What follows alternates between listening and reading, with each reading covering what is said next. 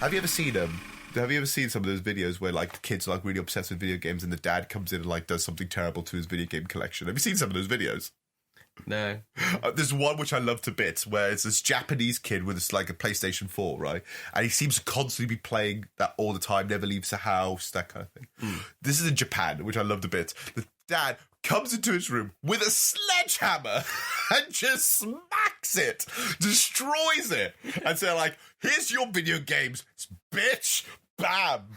Just keeps hammering the sledgehammer into this PlayStation 4. There's another one as well, it's an American one, where the dad gets all the video games.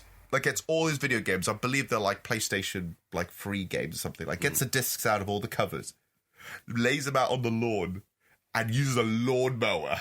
My God. To ram him over. And it says, like, yeah, and I love it. As he's shouting, it's like, you've been living rent-free in my house for years now. You haven't got a job. You want to get these back? Get a job. Just like child abuse. That is proper child abuse. I love it. It's awful. I would be mortified if something like that ever happened to me. Right. Okay, let's kick things off. Greetings, everyone, and welcome to another episode. Oh, dear, no, it's okay. Let me try that again, although that's going to be a blooper, I'll tell you that.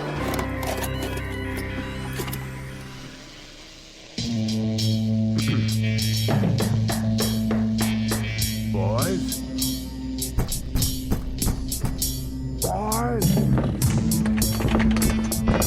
Stop watching that trash.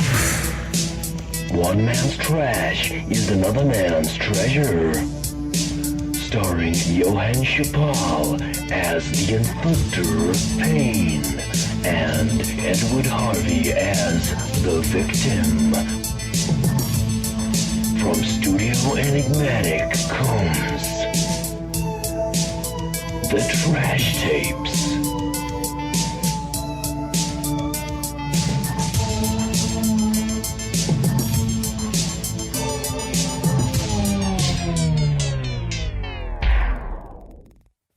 Greetings, everyone, and welcome to another episode of The Trash Tapes, where one man's trash is another man's treasure. I am Johann Chipol, the inflictor of pain, and this is my co-host and victim, Edward Harvey. How are you doing today? I'm awesome, thank you. Awesome. And so, what we've kind of done over Enigmatic, we've had a bit of a retro gaming fix. Yes. Because this all kicked off because the new Sonic the Hedgehog trailer that was made, or whatever it was, the abomination that came onto Earth. Created in a lab, I think, not on a computer screen. It was weird, scary. Like, that thing exists somewhere, hiding out in the fields. And it said, you know what, we need to start... You know what, we're both big fans of retro gaming, so let's go and maybe do something around that field. Yeah. But I did blatantly and flat out refuse to do the Super Mario Brothers movie. Because I know, for a solid fact, I would have hated it. Yeah, that could have... But the thing is, that could end up being our movie that's fully 100% torture. But do you want to sift through it, though? I don't know. Do you want to sit through 90 minutes of Mario? Do you want to sit through Goombas with tiny heads and massive shoulders? Do you want to sift through... I think for me, the fact that my memory of it, I can't really... I think I've blacked it out, so I don't know how... I can't remember how bad it is. Like, I just know that it's bad because people tell me it's bad, but I can't remember how bad it is. And I think I must have just blacked it out. That'd be hilarious. You watched it and you say, nope. Where's that little flashy toy from Men in Black? Gone from memory. So instead, I said, you know what? Speaking of Super Mario Brothers, what if we do a movie that's basically a giant 90-minute Nintendo advert? So we decided to watch The Wizard. Yes. Two tickets to California, please. That's $226. Well, we only have $27.30. What does that get us? Nowhere. Corey's taking his brother Jimmy on a ride. These two boys already traveled more than 80 miles across the state. We've hired someone to find him. What's his problem? He's just shy. But Jimmy's got a secret You got 50,000 on Double Dragon? that could make this the ride of their lives. Look at him. He's a wizard. He's headed for the video championship. This guy? What is that? Power glove. Yeah, well, just keep your power gloves up front, all right? With a touch of romance I am not kissing a boy. and a ton of trouble. That's huge. We're too late.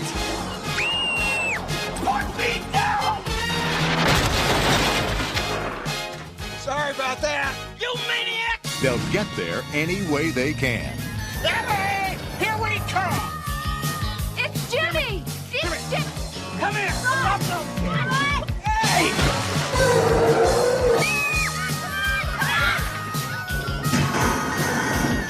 Now, what do you think you're doing to him? All his life, you've been telling him to do what you want him to do. How about once you ask him what he wants to do, huh? Now, Video Armageddon.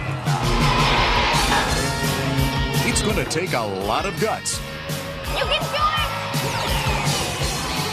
it! a little magic, You're the best! and the wizard. Fred Savage.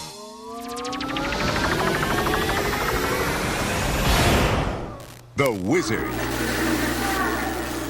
The Wizard. Okay, so The Wizard is very unique in its whole production. And the thing is, looking back at the movie, it seems really weird because I don't understand who it's aimed at. Because it's very conflicting. Nintendo kids. Surely. Yeah, Nintendo kids, but Nintendo kids don't want to have, like, talk about family dramas in between it all and having a road trip with a slightly autistic kid. Like, I think they're supposed to find that stuff relatable.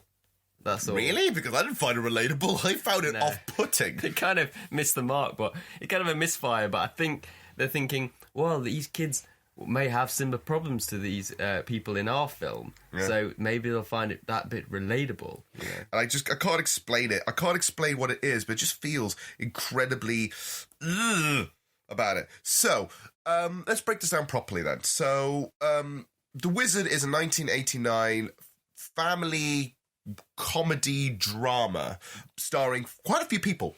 So we have like Luke Edwards, which is kind of who plays Jimmy Woods, the main guy, aka the Wizard. But then you've got things like Fred Savage, for example. Yeah.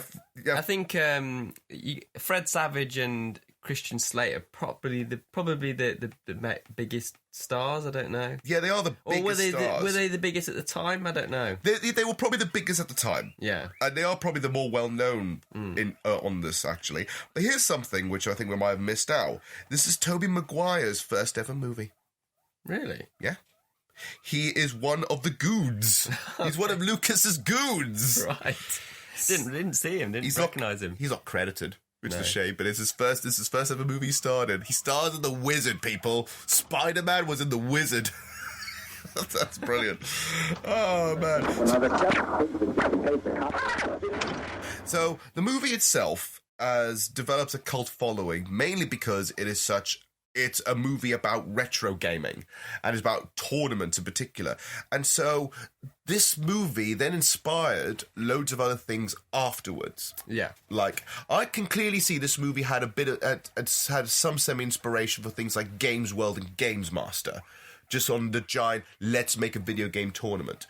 And it was basically linked, and Nintendo during the 80s and 90s used to have video game contests like this, wouldn't they? Like, they would have, like, could you finish this level in this amount of time? Win a prize! But had that kind of thing, had that been happening before this movie, or was it just after this movie? It was happening before, but never to this big extent. It was never, like, this over-elaborate setup. Yeah. You'd have to, like... This is the thing, you'd have to, let's say you have to get a high score, and it'd be in magazines, and you go like, oh, we got to get a high score, get this high score, win a prize, officially by Nintendo. So you have to take a picture of the thing, drag it over, send it over to them, and then prove it in person that you actually got it, and it's very over elaborate. Yeah. And then you'll do competitions like the top 5 will meet and combat to the death, whatever it is, to win a shiny new exclusive, I don't know, Power glove. Oh god, the power glove. But as we can properly see as we go along, this is basically an advert. Yeah. The majority of the movie is a Nintendo advert, and there's some interesting reasons why. Okay, picture the year 1988. right? There's a shortage of ROM chips, right? So so there's a shortage of ROM chips, along with Nintendo of America's preparation for Super Mario Bros. 2 for Western gamers, right? It prevented Nintendo from performing various North American game releases in time for their schedules. Yeah. Right? So there were some things that they couldn't push out on time. Right, which is why the famous Super Mario Brothers 2, for example, wasn't really the proper Super Mario Brothers 2 you get in Japan. You got like Doki Doki Panic or something I think it was called, and they just reskinned it to be a Mario game, right? Because they didn't have enough power to just do it. They just say, just change it and ship that out to the Americans. Americans won't notice, like they care, right? Okay, so that happened, and said, okay, so they can release some of the games they wanted to release in time for the main releases, especially, and this is the big one, basically, the Super Mario Bros. 3. Yeah. Which actually was already out in Japan by this point, all right? So yeah, because this was a time when, like, in video games, they came out in Japan much earlier, didn't they, wherever else? But nowadays, you kind of get like releases worldwide at the same time, don't you? Yeah, that's all. Yeah, but now in Japan, it was already out, but they just couldn't ship it to the United States, right? Things like Nintendo Power was saying, like, these delayed products did include quite a few things, including Zelda 2 and Super Mario Bros. 3, right? Yeah. The delay actually then presented an opportunity to promote the game in a feature film, because in 1989, Tom Pollock of Universal Studios approached Nintendo, but not approached Nintendo like, you know, Miyamoto or anything like that. They approached the marketing team. Right? He goes to the marketing team saying, I want to do a video game movie inspired by the Nintendo video game competitions that used to happen. Right? He envisioned, his idea is, and I can see where he was going with this, he envisioned a video game version of Tommy. Right. You know, like, you know, he's not a pinball wizard, although, you know, there are references to pinballs in this movie, right? Yeah. You know, so Nintendo licenses products to include in the game. The whole thing, it says, you know what? Fine, if this is the best way to, like, promote products that are delayed, have all the Nintendo, all of it! Yeah. And they do their very best to shove it all in, don't they? All of them, all 90-something games, yeah, right? They pretty much all mention all 90, like at some point they do, don't they? I always expect them to, like, have some kind of subliminal, like, flashing of the cartridges, like. Yeah. Wow. You notice, right? Christian Slater in the 80s, especially, like early on in his career, was just kind of like channeling Jack Nicholson all the time. Oh, he is so a Jack Nicholson Jr. Yeah. Like, honestly... I mean, when he did Heathers, which is, I think, one of his first movies... He was all Jackie. He deliberately did it, like, an impression of Jack Nicholson in the audition. They really liked it, so they wanted him to do that. And like, you know what? And you know what? Even with the hair and all, he kind of looks like Jack Nicholson as well. Yeah. He knows how to do the face. So... maybe that is Jack Nicholson. It's just like a clone that went wrong. Well, didn't he play Jack Nicholson's character in... You know, like when they did One Flew Over the Cuckoo's Nest, like it was like the stage show or something. I think he played that character. Which is like ideal casting. Yeah. Because you might as well get Jack Nicholson Jr. You're totally right by him doing Jack Nicholson. You can see him, just him talking. Like you can see his face. It's kind of stuck there, isn't it? The only way I can always tell if someone can do a good Jack Nicholson impersonation is just being the Joker and doing my favourite line he ever does, which is, "You are my number one guy." If he can do that, yeah, he's Jack Nicholson 100%. Can't even talk to each other. It's called bonding! I can't believe it. I cannot even speak to my own thoughts. I can't even bond! Oh, he's getting Nintendo out.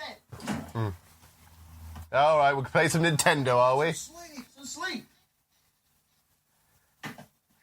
Well, I'm going to play some fucking Nintendo.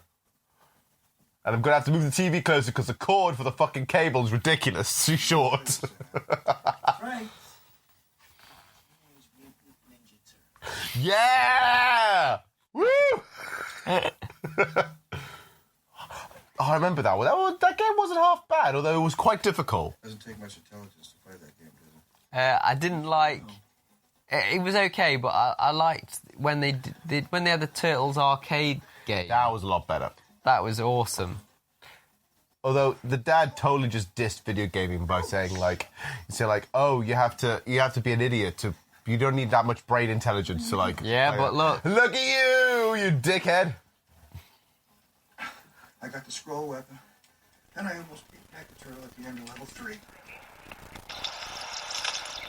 Stop, Haley. I love the Nintendo NES though. I'm all for promoting the NES like crazy because I think it's one of the best consoles ever. Even though it's quite primitive now. It's 8-bit in it, but it's I love the selection of games and I love the design of the NES. Yeah. Is what I would think that's a perfect looking console. That's how a console should look. It does look awesome. Yeah. I just feel like this is. I feel like this movie is kind of shoehorning it in, and it's almost saying the video game thing wasn't even a matter of fact. It didn't need to have to be about video games. They just wanted to get the kid to California, and that's it. Although there's a Tom Petty poster right over there on the side of the arcade. Look at Tom Petty. What happened was, during the movie's production, though, the filmmakers requested and were granted approval from Nintendo regarding the script and the portrayal of the company's games. Of course it did, because it made Nintendo look awesome, and it made Nintendo the only games console in this universe. Yeah. Because Nintendo has always been pretty much massive, but then it was the king, wasn't it? King Daddy. Yeah. But there was no mention of any other video game in its history or before the Nintendo, right? There's no mention of Atari. There's no mention of Sega. There's no mention of any other kind of unique independent games or consoles that happened before the NES. It's as if gaming was invented and created by Nintendo and that's it. I'm thinking about it though. This was before the Sega Genesis or Mega Drive, wasn't it? I think so. That was their real competition because the Genesis came out a bit later. Yeah. So at this particular point, Nintendo would have been king anyway, I think, of the market. Because Atari, it was before that. Yeah, but at that particular time, they'd be showing off the current games. So it's kind of feasible that a lot of the games would be Nintendo. Maybe not all, but maybe not all of them, but that's what it felt like, right? Because one of the things is they use they sometimes there is an NES that gets played often randomly, people like Christian Slater and the dad of all people, but he gets really obsessed, but in a very bad way. What's so interesting though is the fact that it's a road movie basically. Yes. And yet they carry the NES with them. They take it and just play it in the hotel. And who does that? It's I remember doing that a little bit though when I was younger. I would take, if I went to stay at a relative's or something. Yeah. I wanted to show my cousins or whatever my games, I would take it, but I wouldn't take it on a road trip. Yeah, it's where would you plug it in? It's every time we stay in a hotel, really, you're by that point you're tired, you're exhausted. Last thing you want to do is sit down and start playing some Zelda. But that's just the advert thing creeping in, isn't it? It's saying, no, and you can play Nintendo anyway, to take it with you. But anywhere there's a TV, you can plug it in. Plug it in anywhere. Easy, plug in and play, Yeah. Oh, man. Christian Slater at one point is playing in, the garage, where they're having their car done. They're changing the playing tires. in the garage. He's just playing in the office of, the mechanic's office. Why? I would not have, if I was the owner of that establishment, I would have said, what are you doing in my office? Yeah. Playing Nintendo. And there was no argument. No. You know why? Because Nintendo saves lives. Nintendo saves families. Nintendo is the only thing in this world that makes anyone happy. I wouldn't be surprised if you can imagine someone is ill, dying of cancer, right? And they give them a Nintendo, and they miraculously cured. It's Nintendo heals. Yes, I'm just having a point and say here you go. It's after 2 weeks of playing and mastering Ninja Gaiden, he has now killed cancer. It's wow. He has learned the ninja moves to kill cancer. Thank you, Nintendo. This movie's almost getting to that point, isn't it? It was getting so close to being parody. But this is the thing. This is the thing that doesn't make it fun, this movie, to a point, is that it's taken us legit serious. There's nothing parody about it. Yeah. And this is why it's kind of perfect for the trash tapes, because it is pure exploitation, but it's at the same time trying to be a serious movie. If it was exploitative, but it was almost tongue-in-cheek, it would have been more fun to watch, but it would have been too on the nose. I think that's it's because of the way the movie was started off, the origin of the movie, like how it got made. Yeah. Is just because they had to make a story around the fact that they wanted to sell Nintendo. It's like so the story didn't come first. Like, they finally assemble, they make the movie, but the movie originally was a lot longer than 90 minutes. Was it? Yeah, there's original cut. The original cut by the director was 2.5 hours. Oh my god, that is too long. That's far too long. It's 2.5 hours, where most of it is just backstory for Corey and Jimmy. Right. That's it. Which is kind of explains why at the end everything seems shoehorned in. But this is now getting to the point of ridiculous. It's like you're trying to make a very serious family comedy drama, but it's so shoehorned in with Nintendo stuff, you can't take it seriously. More drama isn't going to help this. No. Is this like, I wonder if that's just like the director just trying to, like, no, I want to get something like credible out of this, or I think maybe it's like saying, right, if I make a serious movie, then people will take Nintendo seriously. But that's not how you do it with Nintendo. Nintendo's always been sort of family-friendly fun. It's never been labelled as, you know, gritty, dramatic moments. No, that was Sega. That was Sega, wasn't it? Sega was the edgy stuff. Yeah. Now, if this movie was about Sega and it was about, like, you know, delinquents and punks and all that stuff, it's like, yeah, totally in its wheelhouse. But not this. Now, the movie's been reviewed and had generally negative reviews on its release. Yeah, right? That doesn't surprise me. It was widely considered to be nothing more than a 96-minute commercial for Nintendo and Universal Studios. Yeah. Which is true, because obviously at one point, they're in Universal Studios and they're on the rides for Universal Studios. Yeah. Like, how much cheap, ham-fisted stuff could you put in there, right? It's the King Kong ride, wasn't it? Yeah, it was a King Kong ride. But then here's the thing as well. Like, a lot of the stuff was stuff that was reused from previous films, right, that would just happen to be in the Universal lot. Right? Okay. So there was loads of random bits, like trucks and things like certain trucks were used for the Sylvester Stallone movie Over the Top. Right. All the trucks were used from that movie were just reused in this movie. Things from movies such as 1988's Messenger of Death. Costumes were reused from different movies from Universal Studios. So not only is this a cash grab for Nintendo, Universal did this movie half of it on the cheap because they did it in the majority of their backlot. Yeah, what was the budget for this movie then? Was it actually, because it seems quite an expensive movie, but you'd think it would be, but because of them being able to use a lot of the stuff, like reuse a lot of stuff, that would lower it down a bit, wouldn't it? Yeah, well, the budget for this was $6 million. Yeah, so it continued being critically panned. And I do like some of these reviews. I do like some of the bits that were mentioned here. Roger Ebert, the classic Ebert, basically said it's a cynical exploitation with a lot of commercial plugins and insanely overwritten and ineptly filmed. He says. Now, I think that's harsh, but to the point, I kind of agree with him. He later called it one of the worst films of 1989. So that's very harsh. That's quite harsh, yeah? Yeah. Okay. Other people called it tacky, and called it, like, surprisingly morbid, and said it was majorly plagiarizing 1988's Rain Man, which... Oh, yeah. 100%. 100% with the character of Jimmy, it's just mini... It's just a mini version, basically, yeah? But it clearly is, there's nothing to it. There's no substance to this, and everything else is shoehorned in so hard that's kind of frustrating. But you also love it. Yeah. It's just a really strange feeling when you're watching it. Yeah, it's like, oh God, I hate this, but why am I loving it? Because it's frustrating at times, but at other times it's really enjoyable. It's just, what's happening to my brain? What's going on? There's too much happening. Right. This was the selling point of this movie, which was the whole Super Mario Brothers 3. Yeah.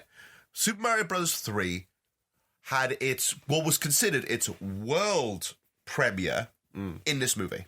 But it wasn't a world premiere, it was already out in Japan for a year. Yeah.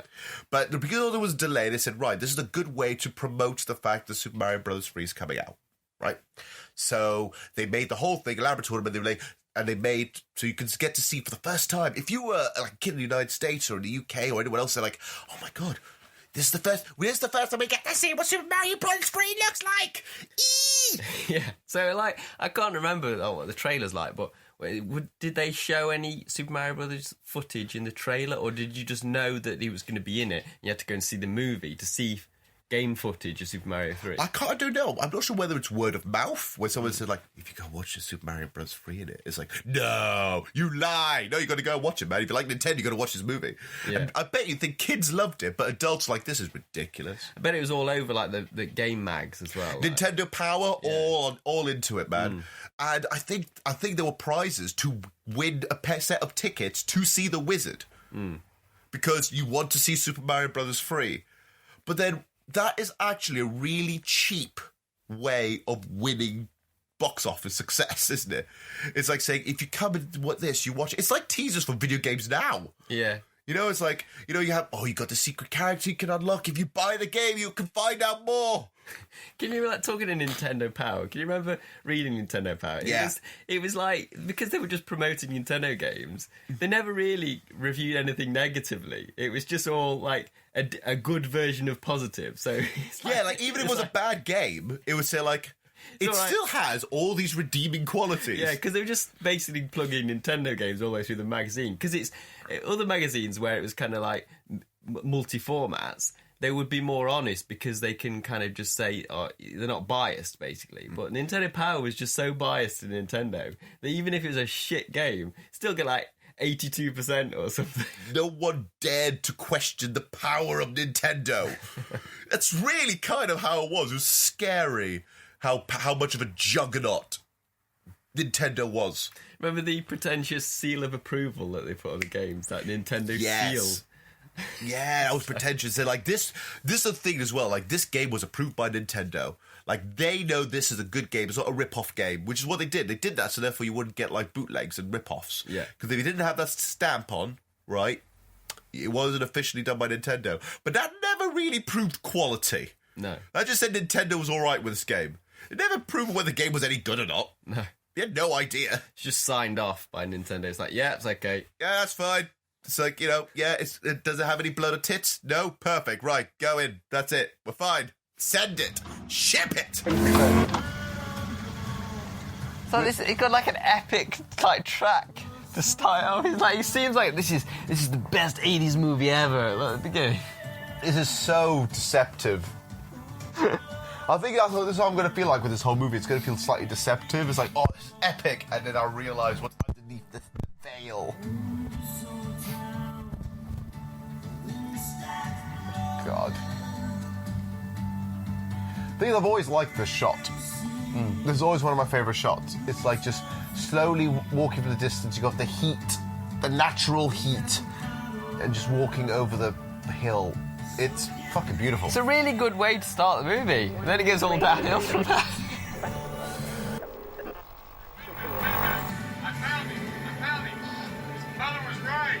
He's about 3 miles south of the Old View Road. Plane?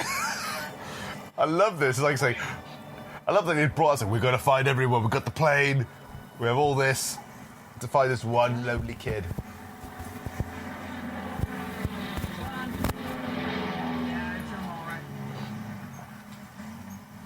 Yeah, it's him, all right. He's a bit special. He won't stop.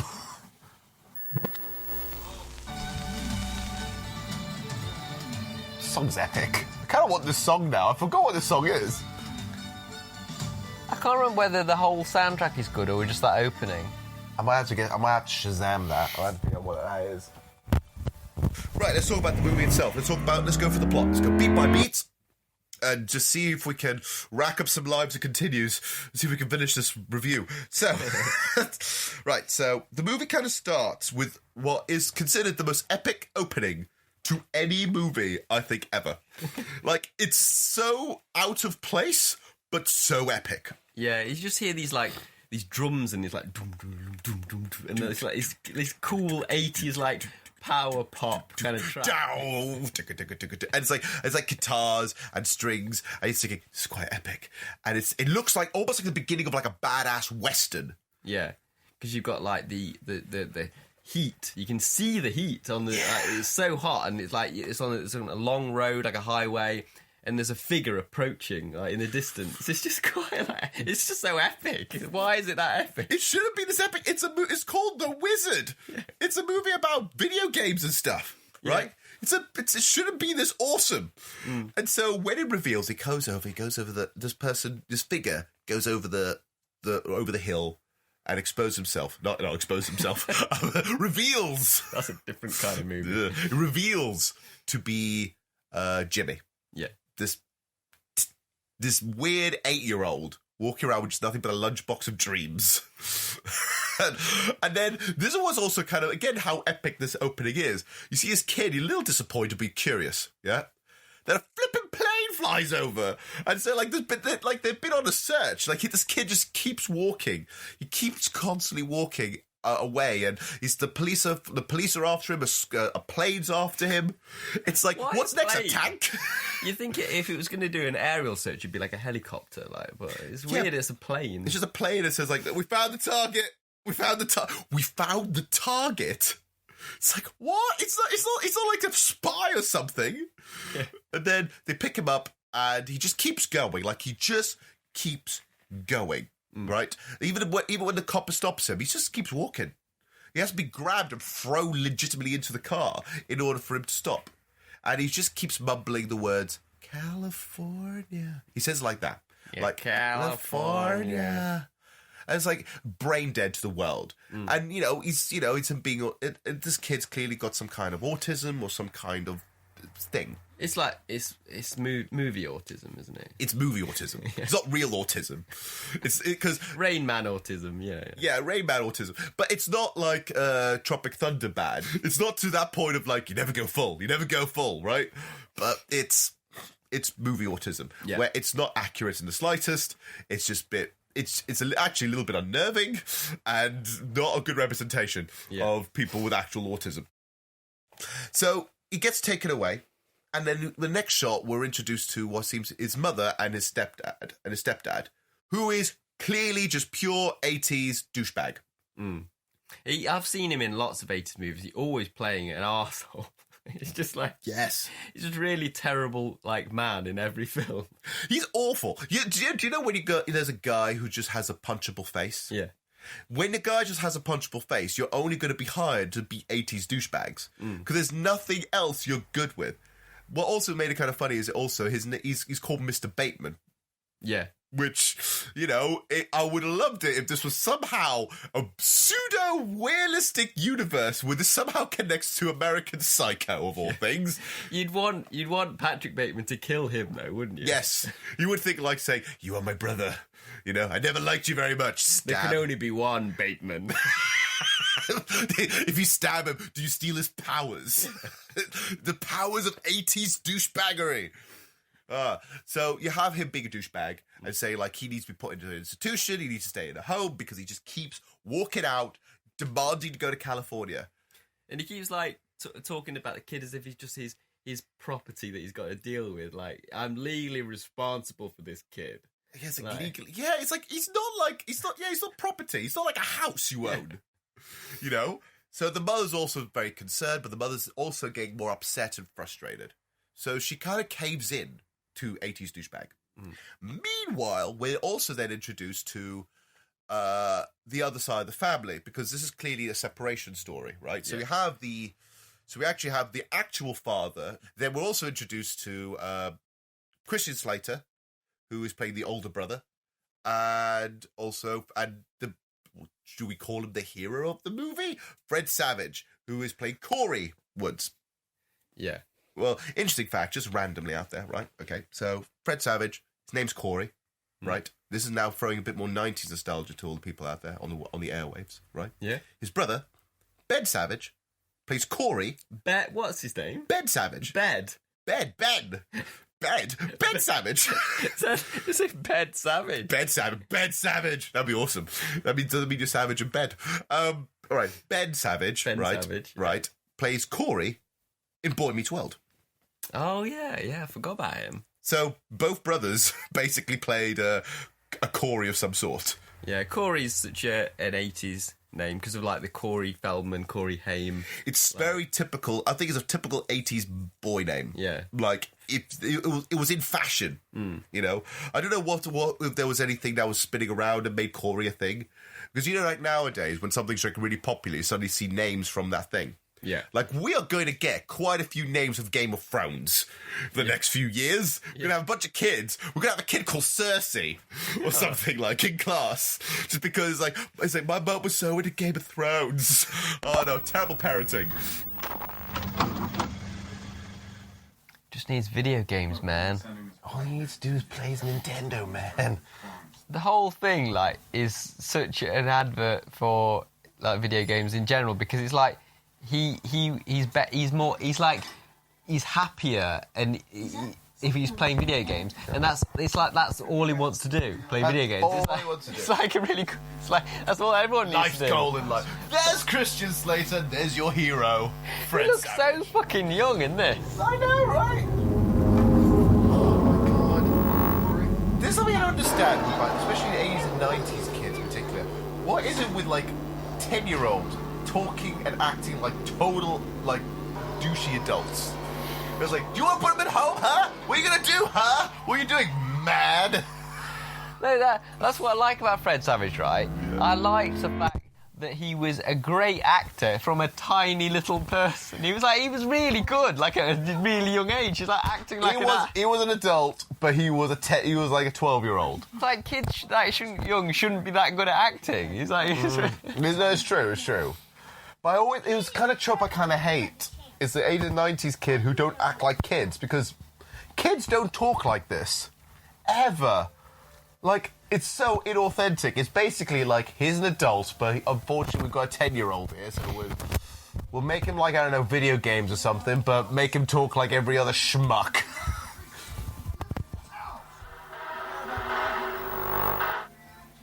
This is like trying to add some drama to the video games now. Yeah, it is. Do you know what? You can't just play video games all the time. You need to add some drama. You need some, domestic, you need some kind of domestic going on. You missed.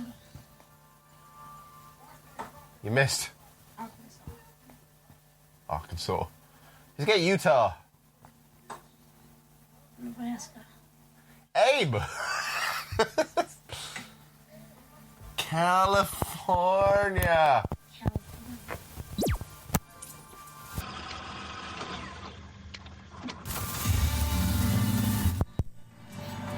He's got his skateboard. He's proper like 80s kid, isn't he?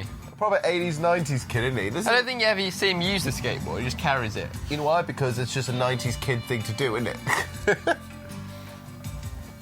tell you a movie that was great for bringing back the 80s kid tropes in a cool way. Which is? That vampire movie, A Girl Walks Alone at Night. Oh, I love that movie. And it's like, there's a bit where she's a skateboarding vampire. She's really cool. She's awesome. Yeah. Right, there's nothing wrong with skateboarding or whatever, but it's always difficult when it's like shoehorned in.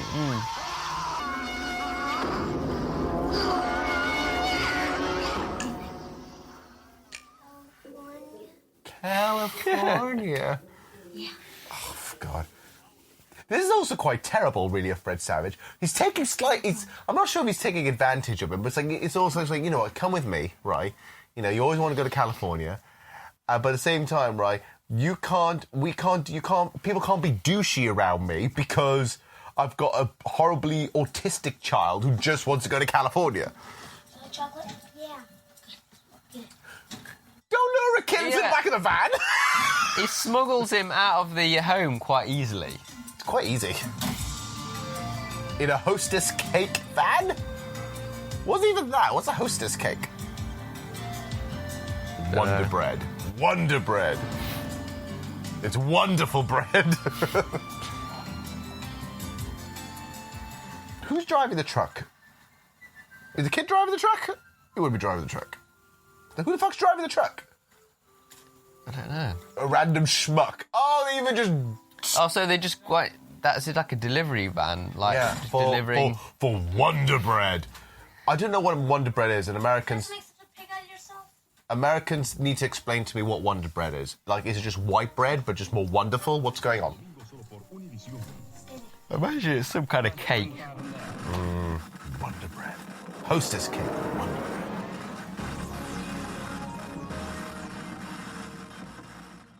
So we're introduced to them, and they're all having a bit of an argument. They're having a bit of a squabble.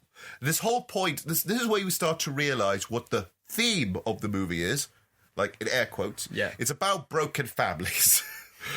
Which is like a bit morbid for a Nintendo advert movie. Yes, it is. Yeah.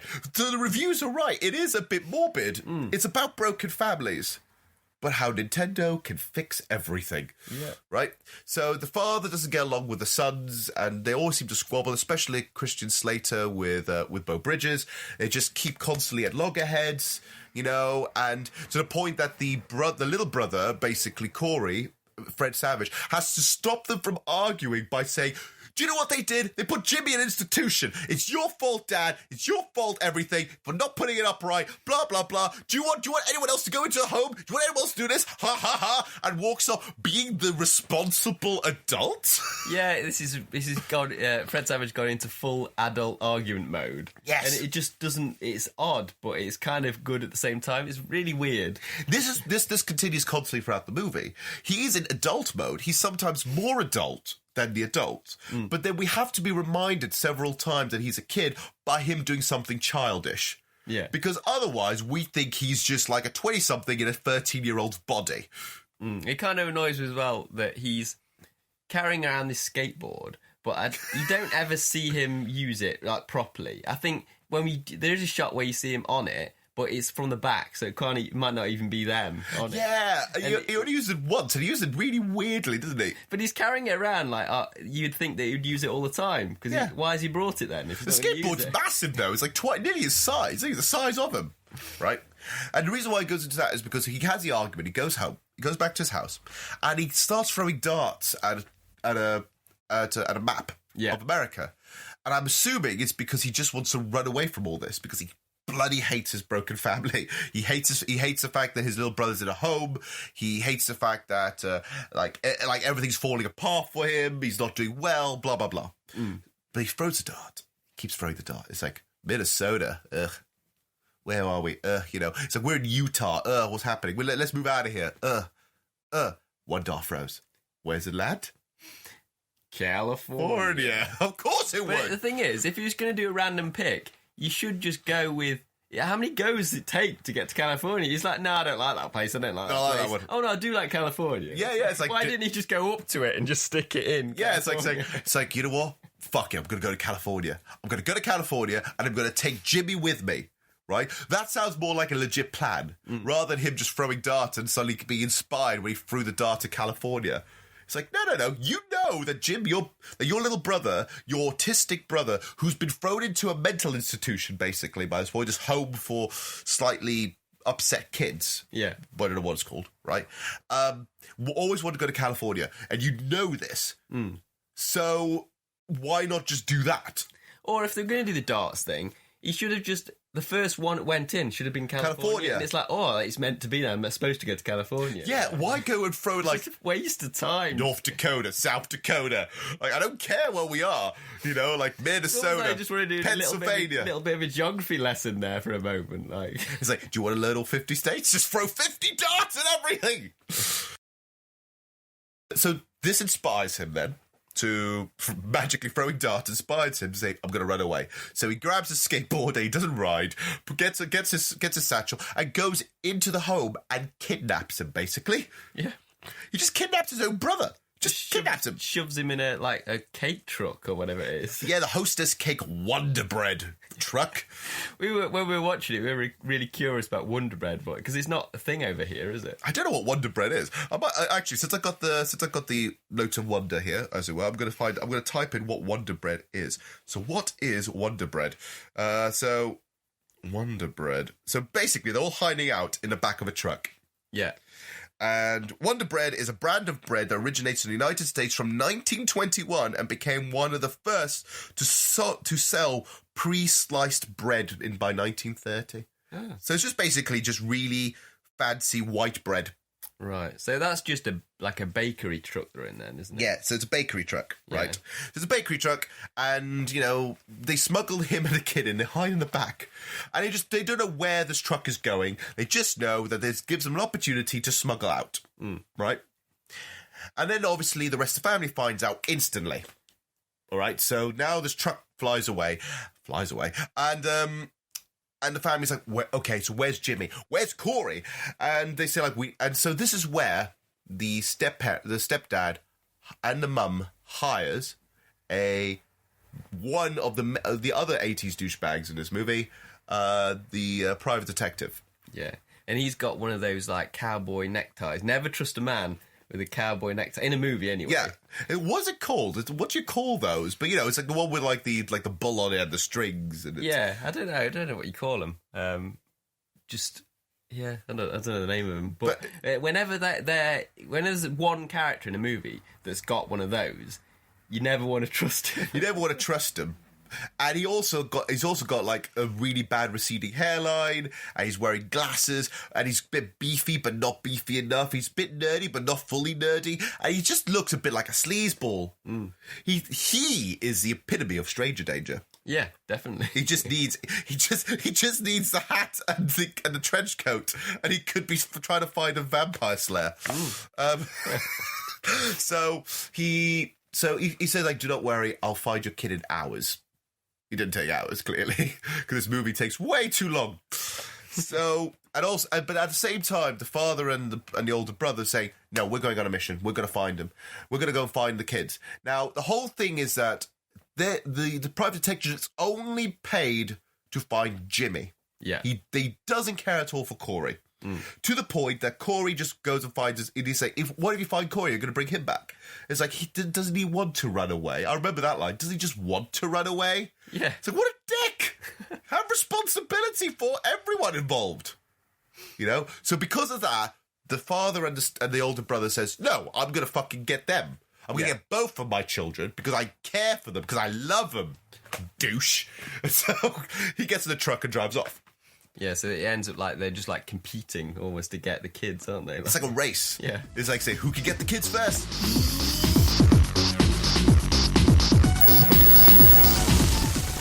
They finally get out of the Wonder Bread truck, and they're kind of roaming around trying to figure out where they are, what they're doing. They're walking around. They're walking through the desert. At one point, actually on a skateboard. Whoop-de-doo. And then they're at a bus depot. Right. They're at a bus depot of some sort. And they're trying to figure out, with the money they have in their pockets, how much it would take them to go to California.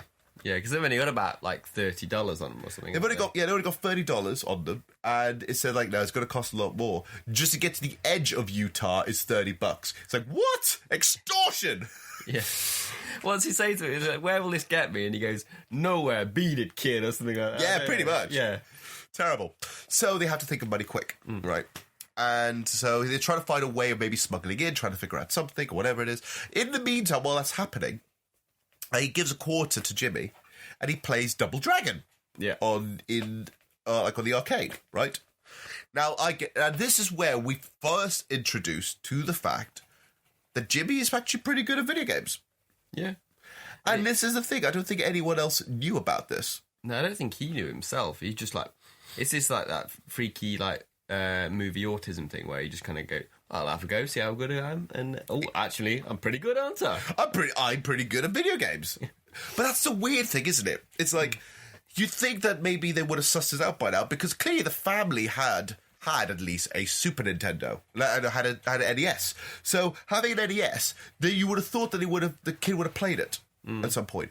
And when he's in the home, he's not playing video games. He's watching really boring movie or something. Do you think this is in this epic 2.5 hour cut? Do you think they showed him playing games before, like, so you knew he was good at games, or do you think they wanted to have him discover that he's good at games at that point?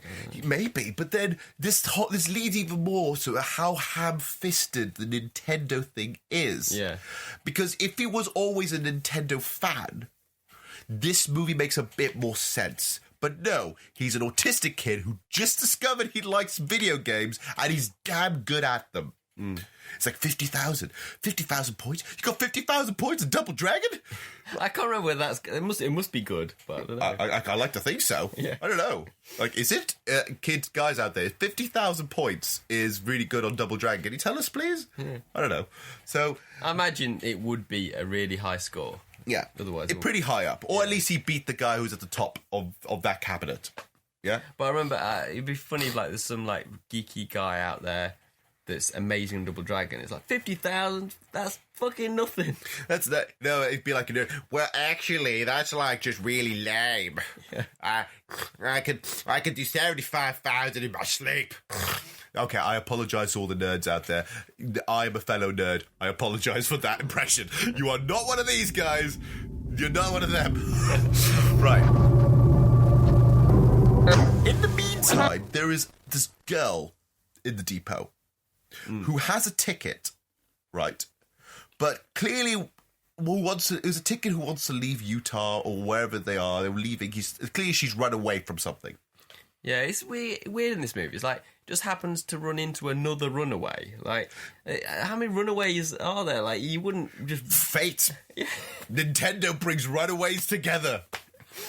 And this is like why it's like we was saying about the whole adult thing. They all seem like they're adults, don't they? Like these kids. Yeah, they make really adult decisions. Yeah. They make very adult choices. And they act like they are adults, but trapped in kids' bodies. Even and the adults act like the opposite. It is bizarro world, and we'll see more of that later on in the movie. Yeah. So this adult girl, basically, I'm going to call her an adult girl because she clearly is an adult girl. She's like 14, but acts like she's 30, right?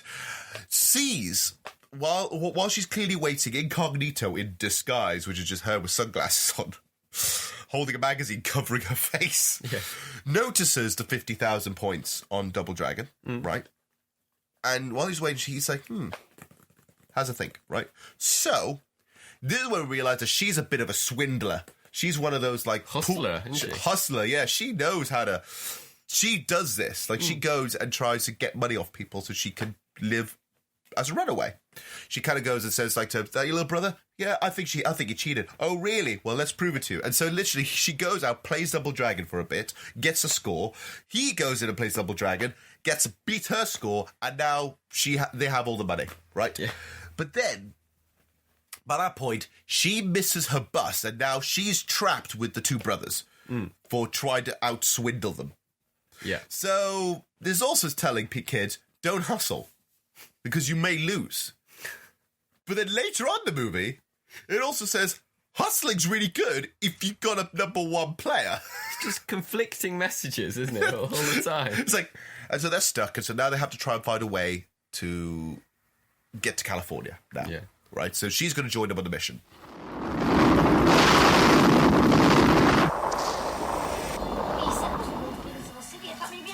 Well, the driver's seen something over the cash. What are you doing? Let go of Corey. Take the money. Haley! Hang on, you're It's only like $85. What are you trying to do?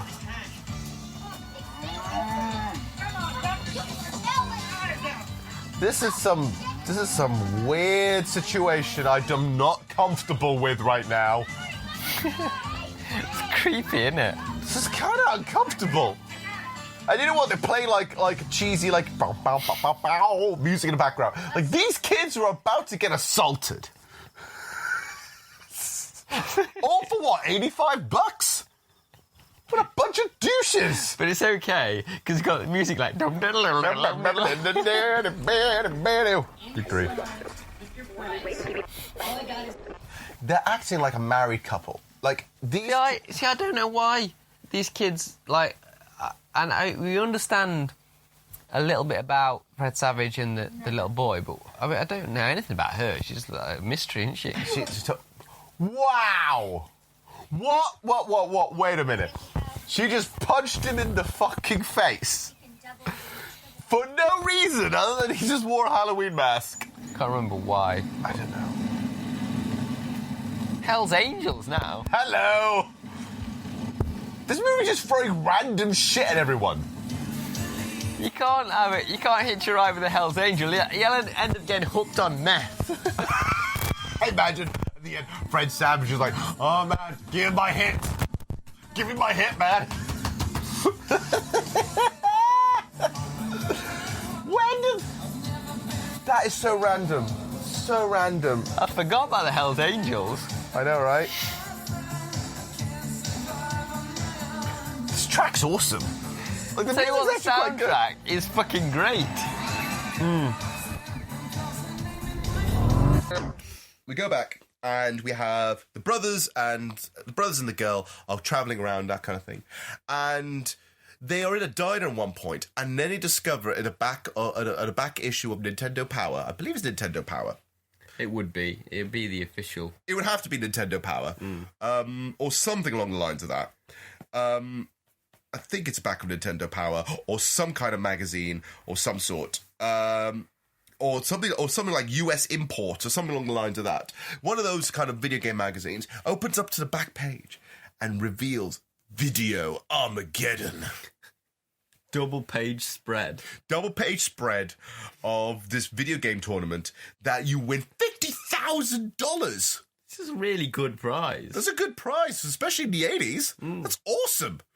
You know, and that's the thing what I love about this. Nintendo did have video game tournaments like this, but they were rare and far between, and it wasn't like as elaborate as you see in the movie, right? But it clearly was the only positive I could really properly say about this movie is that it inspired a generation that eventually became esports. Yeah. It eventually said video games can be seen as a sport. And we now have that, and some of it's actually really encouraging and awesome. Like, you have Street Fighter tournaments, Smash Brothers tournaments, you have Call of Duty tournaments, you have Fortnite, and all these things are now a caveat. And it's weird that this movie might be the reason for it. I think it probably could be, yeah. Could be. Yeah. Like, you know, people of that generation say, why do we not have, like, video game tournaments like this, you know? So... it needs us $50,000. It's like he seems pretty good at video games. It's like, but he seems pretty good at video games. Let him try it. And this is only just happened after only playing once Double Dragon. Yeah, and so like he's good at video games. Let him try. But it's like, but this could be anything. This could be any video games ever, right? So as he's traveling around and does that, Nintendo. Yeah, Nintendo. Only Nintendo. All 90 Nintendo games or whatever it is, right? So he tests it out by trying to play different video arcade cabinets, right? So he tried playing different ones. There's Metroid in one, which is definitely not in an arcade cabinet to my knowledge. But they try all of them, as many as they can. You know, sometimes swindling and stuff like that. And then they get involved like with the bullies in the arcade, which ends up afterwards being quite sad because while they're having a deep moment, like they're having a deep moment in the field and talking about Jimmy, and Jimmy's sort of like, it's like, he's not cured, damn it, whatever it is. The bullies come in, driving in out of nowhere, and pretty much beat them up. Like, in this rather uncomfortable situation. Yeah, and Fred Savage gets a nosebleed and stuff. Fred Savage gets a nosebleed. The girl gets kind of really badly manhandled. The kid gets the hat dropped and all that kind of stuff. It's really uncomfortable, right? So there are loads of little segments like this, these random-ass events in between as part of their journey. So this one's one of them, which leads to a reveal. It goes to also moments. There's a moment where they're just on the side of the road and the Hell's Angels come. And they're like, yeah, they'll be fine. Let's just go have a ride with them. Everything will go smoothly. That's not how it works. I mean, if I sat on the side of the road and then Hell's Angels came driving to me saying, hey, buddy, want a lift? I'd be like, where are you taking me? Is this a dungeon? You know, I'd be terrified. Or the other one, which was a bit creepy as well, is when they're hitchhiking once, they got all this money after swindling a couple of the kids. Yeah. And one of the drivers notices this in the back of the truck, sees the money, and tries to rob them. Yeah, that's it when they're in the back of the the farm truck and there's like cows and stuff in the back. Which, that is really unsafe, because the cows could just suddenly move and crush them. Yes, constantly. That is not safe. And then, literally, they're getting manhandled. The girl's getting really badly touched in places, which I'm not comfortable with. Right? And that's the thing. There's some really weird, slightly inappropriate touching. But it's an 80s thing, I guess. But is it? Or is it not? I don't know. Maybe it's them trying to be more real. I don't know. They're basically wrestling for the cash. They want the cash, don't they? Yeah. And eventually they do get the cash and leave them on the side of the road. Well, you know what? Life's a bitch. Nintendo could have solved that problem. I like the way when she went, it's a business deal. And then she said, like this. We'll split the money. She went like all Robert De Niro for a second. Oh, God. We'll split the money. Split the money. What a douche.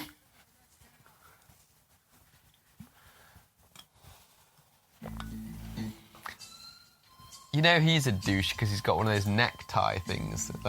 Yeah. And look, and he's got a horrible receding hairline. Like a cowboy necktie. Yeah. Is he... What's he doing?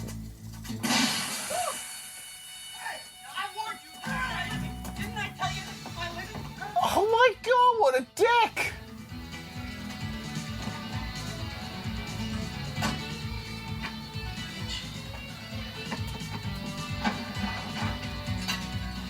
What is he doing? All right, there's no tossing and trading. It's very hot. This is a professional matter. Yeah! Look at me crushing your car! It should be like a Street Fighter stage. E-Honda that shit. What? Brilliant. I don't appreciate this, Woods. You got no class. No class at all. Well, he tried to murder you there for a second.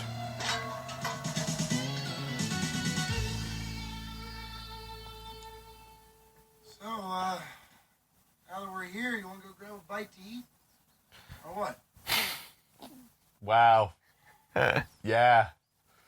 You know how to set the mood, don't you, Christian Slater? Yeah, he needed the 100-hand slap on that car, didn't he?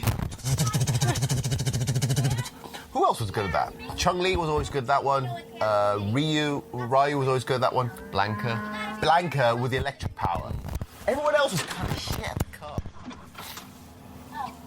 In the meantime, obviously, the detective's always one step behind them. The detective's always one step behind them, and the parents are literally just a step right, like a minuscule behind the detective, to the point that they do conflict and clash sometimes. Yeah. And there's one point that's really funny, where the detective sees the parents' car, like the dad's car, slashes his tyres like a dick.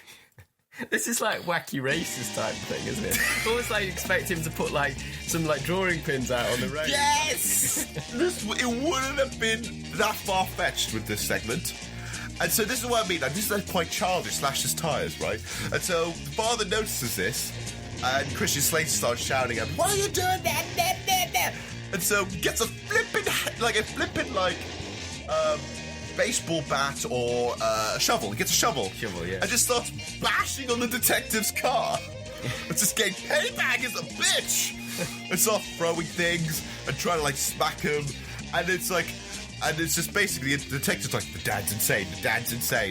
But you're starting it by just trying to like, it's like, I need my pay. I need to stop the dad from getting his own child back. What a dick move. Totally an 80s douchebag, right? So there's loads of little segments like that. There's like 5 or 6 of them throughout the entire movie.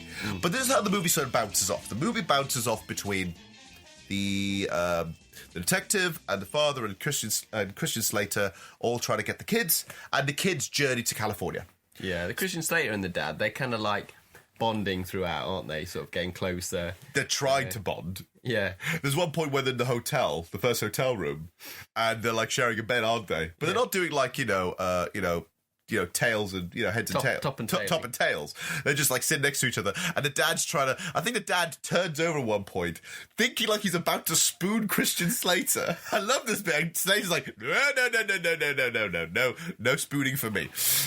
and then it's like, we can't sleep. We're having an argument. They have an argument. I love this. He goes like, I can't even bond with my own dad. So he just gets the Nintendo out, doesn't he? Yes, and this is what's solves all problems. And this is where it becomes a weird thing. The NES becomes sort of this way of bonding these two. And because at the beginning, it's Christian Slater constantly playing the video games, right? And it's like, Dad's like, what are you doing? It's like, I've just found this. I was able to fix the NES in Corey's room, so I just thought I'd bring it along. And it's okay. I was like, you fixed it? Yeah, I fixed it and everything. He's playing and doing that kind of stuff.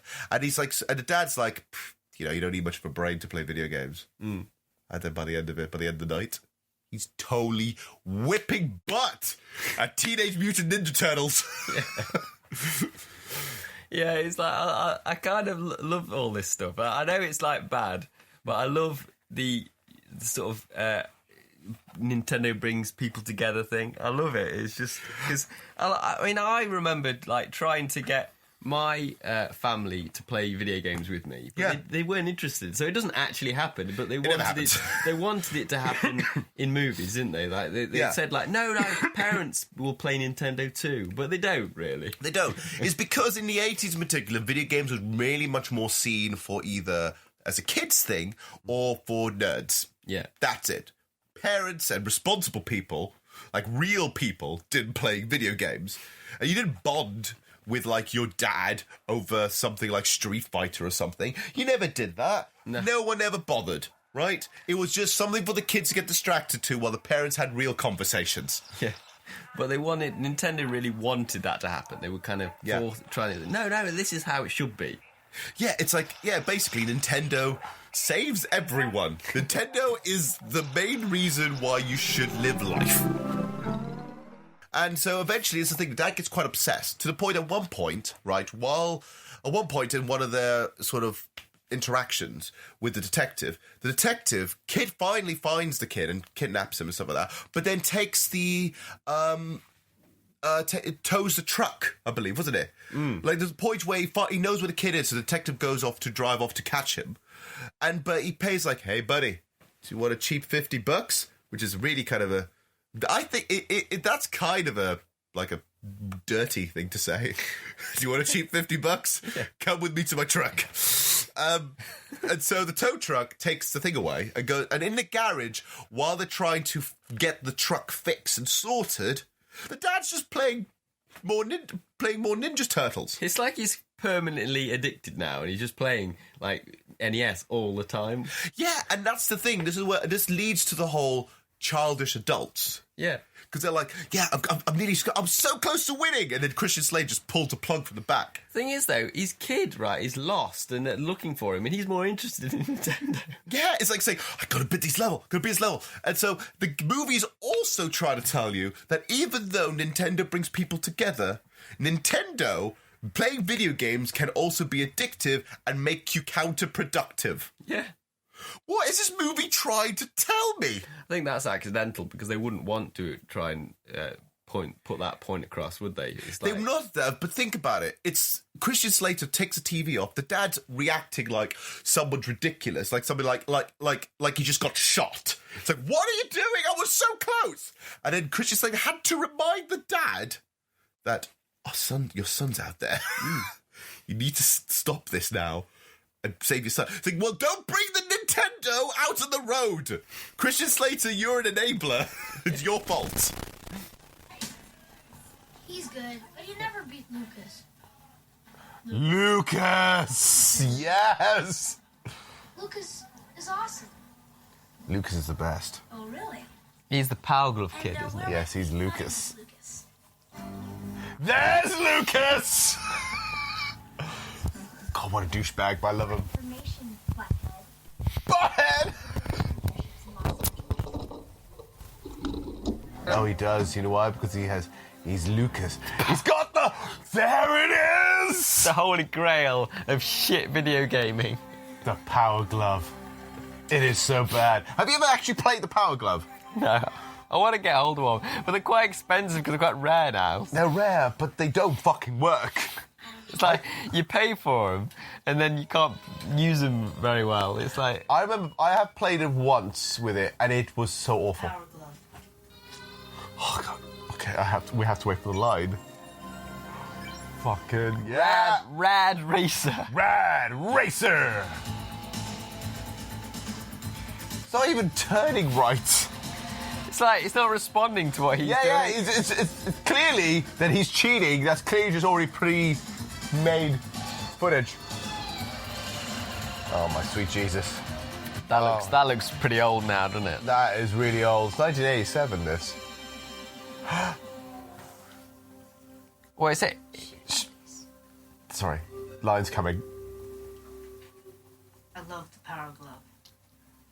It's so bad. Yes! Just keep your Power Gloves up.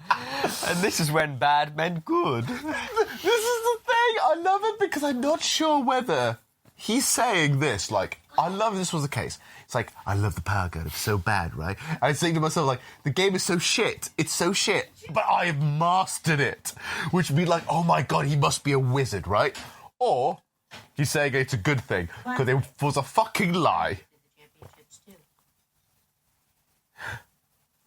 Oh. Now. Oh, you've just ditched a date with Lucas. It's like they could... I mean... They're just going to say anything to make the Power Glove look good. Yeah. We're introduced to probably my favourite character in the movie, but that's because he says the most iconic shit. Lucas. Yeah, he's just the... if you think of, like, movies like, sort of, you know, Karate Kid or whatever, he's like it's weird because he's meant to be like a bad guy. But he's not really a bad guy. He's just another guy that's good at games. Yes, the movie makes him look like the bad guy, and he makes him look desperate. Yeah, because as the movie goes on, he's trying to find ways to cheat or try and get the whiz kid out of the way. Yeah, so it gets a little. Yeah, he does get a bit douchey, but he's so cool. Like, to me, he's so cool. But he's also a dick. But he's a cool dick. That's what the 80s were very good at doing. Cool guys who are also assholes. Yeah. But he's the kind of guy that would be like in a Nintendo poster kind of advert. Yeah, the Power Glove. He's the kind of kid that would use. Yes. So he's like a Nintendo poster boy kind of guy, isn't he? He is. Yeah. I think that's probably one of the things Nintendo had to approve and say, like, can we have Lucas be like the ultimate like representative for Nintendo, please? He has every game. He's even got the Power Glove. Even though they even know, I bet even Nintendo knows that the Power Glove is shite. Yeah, because what was that so great is the bit where he's using the Power Glove in the movie. Yeah, it's clearly just like not. It's footage that they've captured. That later, and they're trying to match it up, but it's not actually perfect, is it? When he's moving, it's not moving with. Like the car on the screen? Well, this is the thing it says, actually. According to this, all of the footage, every single video game footage was pre-recorded. Yeah. So they weren't playing games live at all. They had to pretend to play the games live, which it does remove a little bit of the mysticism that all these kids were actually good gamers. They're just acting like they were good gamers. I suppose it's just easier to do that way because it's like, they don't have to train them to be good on the games then, do they? They just have to kind of like pretend. Yeah, just say like, I could just do this kind of thing instead. Here's an interesting fact as well. When Lucas is actually playing the Power Glove, his activation, he does this, he goes, duh, duh, duh, duh, right, he does that. It's actually the notes from Close Encounters of the Third Kind. He goes, duh, duh, duh, duh, duh. That literally does that, and then it activates. Awesome. That's a good little nod there. Because, to be honest, in a weird way, this movie could have been like some kind of really quirky, really life-affirming kind of Spielberg movie. If it was done properly. Yeah. But no, it isn't. So that was sort of an interesting thing. But one other thing just to throw out quickly is, like I said, Lucas, actually, the guy who plays Lucas, we're looking back at the facts because we were talking about him. You know how he said that he should be the poster boy? He did eventually become the poster boy. He actually did appear for about a year in commercials for Nintendo afterwards. Right, yeah. So, yeah, he was cast for that reason, wasn't he, then? Yeah. Yeah, and he was obviously a fan. But then other people in the movie eventually became fans because of this movie. So Beau Bridges and Christian Slater both admitted that they had no interest in video games when they were cast. Yeah. But afterwards, they became fans. So Nintendo making celebrities fans again. It's just the power of Nintendo is true. Yes, it is. This is overwhelming sensation of the overlords. That's Nintendo. Because we're laughing at it, thinking, no, Nintendo isn't that powerful, really. But there's evidence where these people not into games at all, but after being in a film that's about games, I want to play games all the time now. Yeah, and Lucas got a job basically as the representative of Nintendo at one point. That's nuts. So Lucas is there, he shows off and says and he beats Jimmy in Rad Racer or something like that. Yeah. Rad Racer. I don't even remember that game. No, I don't. So he beats Rad Racer using the Power Glove. Yeah. So that's twice as impressive. And Jimmy feels upset, he runs away, right? He runs away and he feels down in the dumps. He gets even more upset and into his autism. He starts building a fort and starts saying California even loudly, doesn't talk much anymore. He's more private, you know. And then this turns and goes into a big reveal. Because Lucas is basically he's now his rival, right? And he doesn't like the fact that he lost, right? No. But he doesn't like a few things as well. He doesn't like that he got lost. He doesn't like the fact that Fred Savage and the girl are somehow getting along and feel like he's being replaced and stuff like that. Yeah, he's getting a bit jealous. He's getting a little jealous. And then we finally understand what's inside the lunchbox. You know, Jimmy Woods is carrying his lunchbox the entire time. And it opens. It's finally opened at some point in the movie. And it's revealed. And this is what I'm talking about, where it's shoehorning in this drama, which I was not expecting. He's a twin. Yeah. He's a twin. And he's constantly upset that his twin sister is dead. It's so sad. His twin sister is dead. Died 2 years ago. And ever since then, even though he has a sense of autism, he used to be a fun kid, he used to be a nice kid. Yes, he was autistic, but he wasn't as bad as this. When his sister died in what seemed to be some kind of negligent accident, which was the reason why the family broke up in the first place, he ends up going and recording and wanting to go to California for some reason. Yeah. Right? It's This is the funny thing, and we'll find out, we'll talk about this later a bit, but the family seems to be learning this as much as we are. Even though the family have lived through this. It's just so weird. I'm more on it than the people living it. Yeah, no, it's really weird. The fact that they don't know what's going on until it's just right in front of their face. How obvious do we have to make them to be? They eventually lead to Reno, where it's this is where the girl lives. It's I live in Reno. It's you live in Reno? Of all the bloody places to go, right? So this is where, with the money they were able to swindle and get off, right? And the people that she knows, because she knows trucker friends, because her dad happens to be a trucker who just left her and her family, just left. And the mother went crazy or whatever it is. This is the backstory for her. It's this is tragic. It's, why are you shoehorning this in? This was a fun movie about Nintendo. Yeah, it's just it is really sort of morbid, and it's odd that she has a friend that's an adult male trucker. Yeah, who happened to be a friend of the dad or something, but they're really close.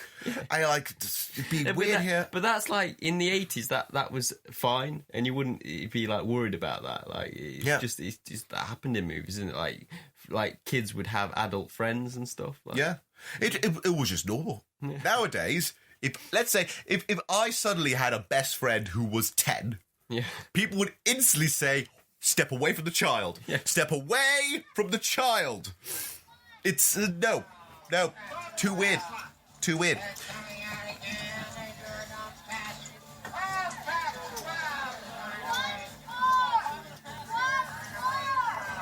What the heck is... what?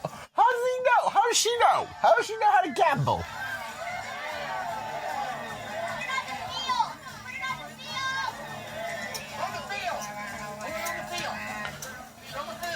I don't even know what we're playing. What game are we playing? I guess because she's from that town. Yeah. She might have had experience.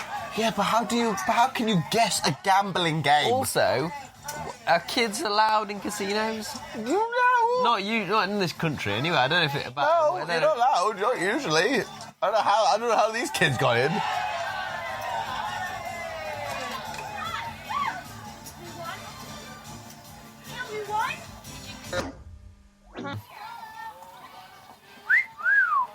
There's a surprising amount of butt in this show, in this movie. God, look at him. God. Oh, he's looking at him like he's a piece of sexy meat. Look at him. The worst thing about holiday situations is you just get like old men walking around in the pants, basically. Like swimming trunks just are like wearing pants. Yeah.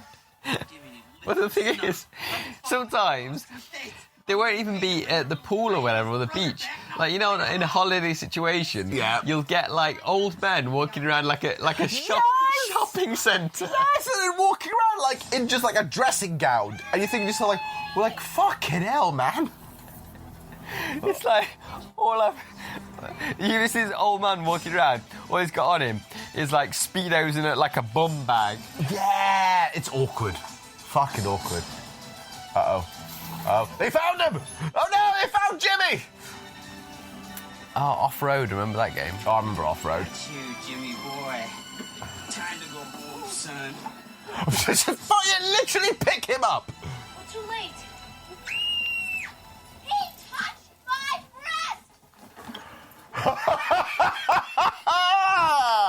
breast! Wow! That is the third time in this movie I felt uncomfortable. What's so funny though, right, is he runs in, and just picks up a kid, and they don't go after him until she says he touched my breast. But I mean, dude, you're picking up a child, like, out of nowhere. How do they know that it's like his dad? Like, there could just be anyone running in there grabbing a kid. Exactly. Oh my God, the 80s, you could have very easily have been, like, abducted in the 80s, couldn't you? And then, finally, the detective gets them. Yeah. Finds them and says, "Where's Jimmy? Where's Jimmy?" He gets Jimmy, right? And Jimmy grabs Jimmy, and he grabs him really awkwardly, like one between his legs, one's wrapped around his head. It's like he's wrestling with him as he's dragging him along like a piece of meat. And at this point, no one in the arcade, like the staff or everything, says like. Questions it. He can go and like manhandle this like kid. Yeah. And like only time that they sort of kick off is when the girl goes in and just does her cry of like, he touched my breast. Yes. And then obviously everyone turns round. And they're like, so you're a child molester. He would be like causing a bit of a scene before that point anyway. It's like, what are you doing? Is that your kid or like... Yeah. Most people, especially the way he was manhandling that kid, would say, "Oi, what's wrong with you? Drop the kid." Yeah? But no, it's only until, she says, he touched my breast. Yeah, it's so weird. It's just like... I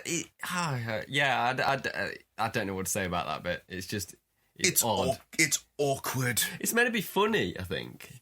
Is it? Maybe it's funny for like the adults. No, it's not even funny for the adults. For the kids, for some kids might not even understand what that is unless you're a bit edgy or a teenager. This is teenage humour. It's like you're 14 going, she said breast. But then the joke is that this girl is accusing that guy of being a child molester.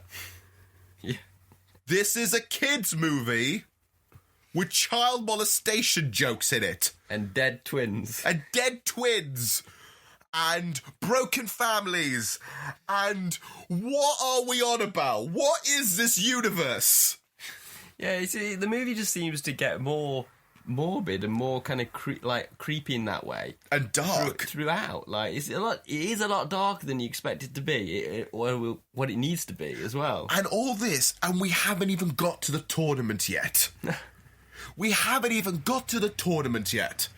And that's the thing we have been waiting for the entire time of this movie. We just want him to go, do the tournament, and just be badass. Yeah. Like, this should be like a fighting movie. This should be like Kickboxer, but with video games. Yeah, I mean, the movie really needs to get to that point quicker. And it needs to, that section of the movie needs to be longer, really, the tournament bit, because that's what people want. That's your main sort of final act, isn't it? Yeah. You need that to be big and more of a thing. And it is a thing in the movie and quite enjoyable, but it's just at the end, isn't it? A little bit at the end. It's only like the last 20 minutes. So finally we're at the tournament. Speaking of which, we're finally at the tournament. Right? And he's running in through Universal Studios, which is another, basically, advertisement, like we mentioned, right? So he runs in, goes into this Colosseum-looking thing, and says, like, he's the whiz kid, right? He's the wizard. And he goes and says, and all the time saying, okay, we're about to go to the first seat. Are you good at Ninja Gaiden? That's what he says. He says, like, very aggressively, like a military. Is he good at Ninja Gaiden? It's like, of course he's good at Ninja Gaiden, you know? Thing is, you had to be really good on games to be good on Ninja Gaiden. It was a good game, but it's very hard. It is a hard game. So it's probably, I expect that's why they picked that game, because it's if you know he's going to be good if he's good on Ninja Gaiden. If you're good at Ninja Gaiden and get a high score in Ninja Gaiden, then you must be ace, right? So that's like a hard one. You kind of think that would have been like the finale. Yeah. Or maybe they're doing this to weed off all the wimps, all the people who claim they're the best. But that's the thing. We need more of this. We need more like... even like weird strategy kind of thing, like a boxing match. Think of it like boxing, where each round you have a moment that goes back to his team. You know, you got Fred Savage and the girl, and then eventually the whole family comes in and talks about it. It's like, right, you can do it. Especially if, with Genius, if the dad comes in, who's now an expert at Teenage Mutant Ninja Turtles, and he can get involved and say, like, the scroll is in the back of the thing. It's like, Dad? It's like, I know this. Now, go get the scroll, son. And he's like, yay! None of this happens. It'd be funny if, like, the dad is so into Ninja Turtles by this point. Yeah. The next time you see him, he's, like, dressed like a turtle. Or he's Donatello. Yeah, he's got, like, a purple headband on. Like. Yeah, Donatello. He does machines. So, that would have been awesome. But what we don't get that, we just get him just playing Ninja Gaiden for a few minutes. Yeah. And then suddenly he's in the final. That's it. But the final's the big reveal. The final's like... our three finalists will now play a game they have never played before. And they're all freaking out, and they're like, new game? Shit, man. You never said it was a new game, man! You lied! And they're, like, worried because, obviously, Jimmy's been training on all the games available. Yeah. But, you know, a new game is, like, clean slate for everyone. Like. Which is actually quite a genius way to end a tournament, right? I think that's quite genius. Fair. It is fair, because you've got Lucas, obviously, who's gone to the final.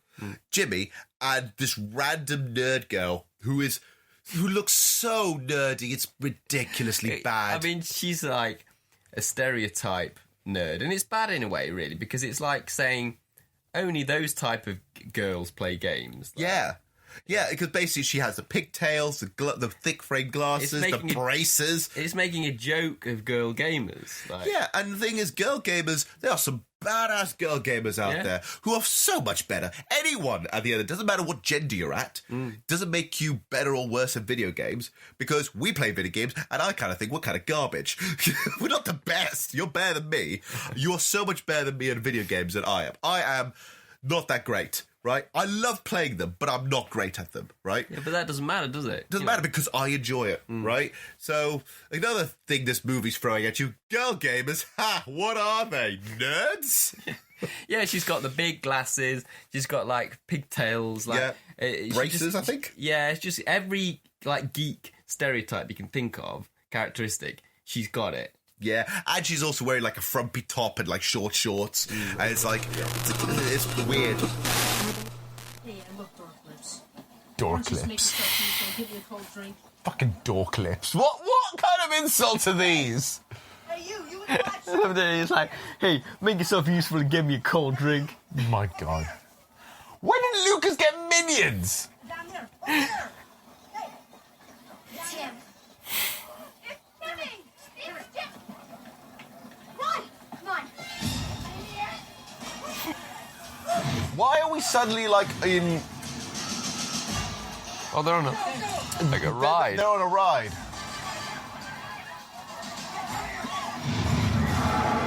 Oh no, King Kong!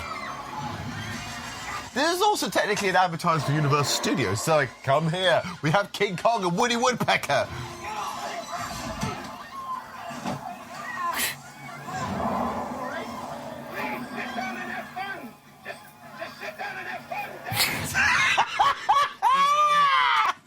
Why is no one having fun, damn it?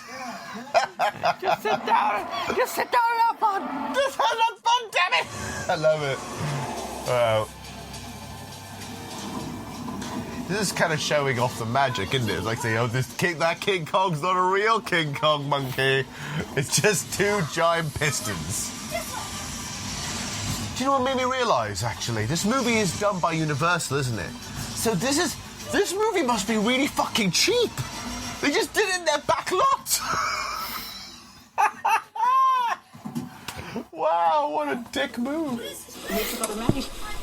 But then, this is where the detective finally escapes the beating of, like, the flippin' truckers and arrives at Universal Studios, right? And also, the stepdad's there now because when he calls them, I know where they're going. He said, no, we're going there now. So we go to stepdad and the mum goes, and then the whole family's finally joined in, right? The detective is still running around after them because Lucas, the snitch, tells them where they are. Yeah. Snitch. Because he so knows that Jimmy is the only threat. So get rid of Jimmy. Girl gamer, who cares, right? So they're being chased. So now at this point, being chased by a detective, right? Who's like, there he is, whatever it is. So they're all three of them being chased. And they go literally into a Universal Studios King Kong ride. Yeah, and there's that bit, actually, but like, it's kind of dangerous because the kids come off the ride. Yeah. And they're like right in front of fire, like blasts and fire and smoke and water. Yeah. I do love those rides. Have you ever been to one of those rides? No.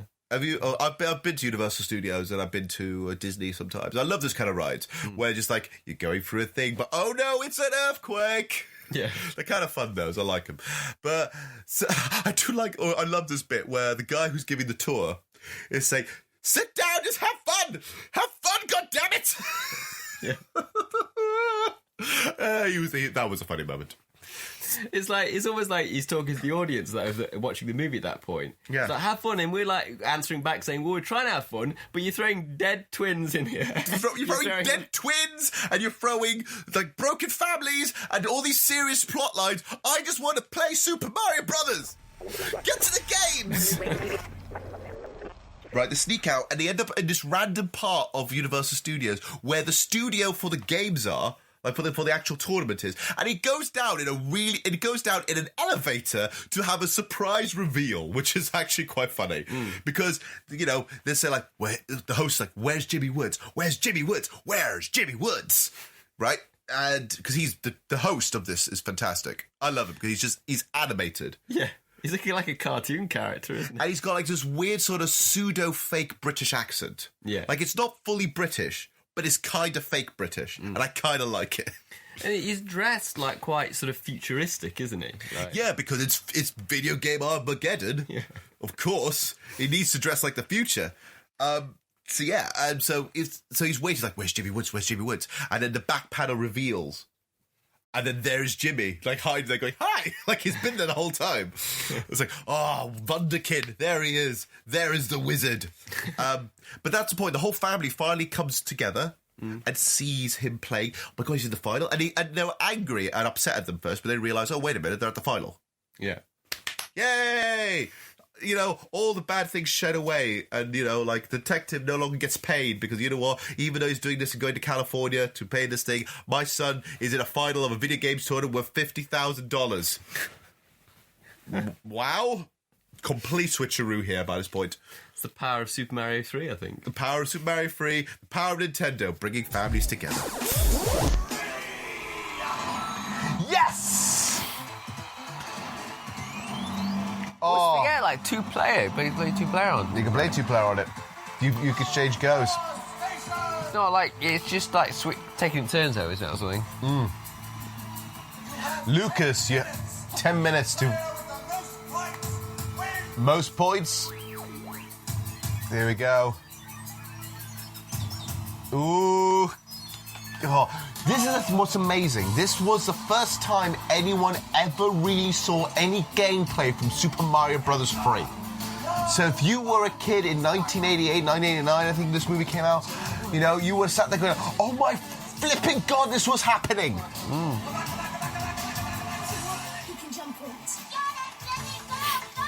Go, go, go, go, go. If he finds a warp, he can jump worlds. But this is... He's making it sound like it's the best thing ever.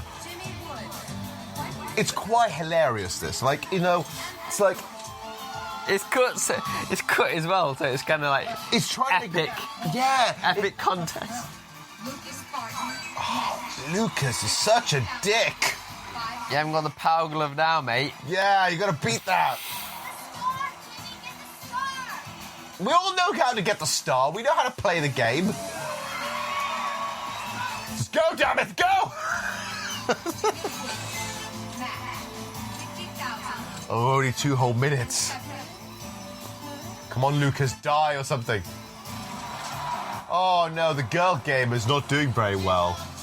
I like the fact that they made the girl gamer look like a complete stereotypical dork. Yes, which means that she can never win. Oh, we don't. Come on, Jimmy. Come on, Jimmy.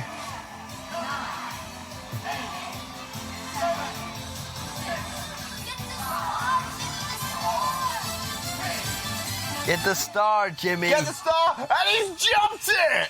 81,000. Well done, Jimmy.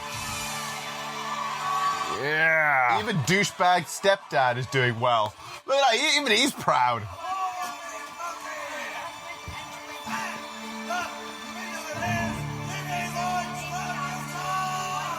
Not so bad now, Lucas, are you?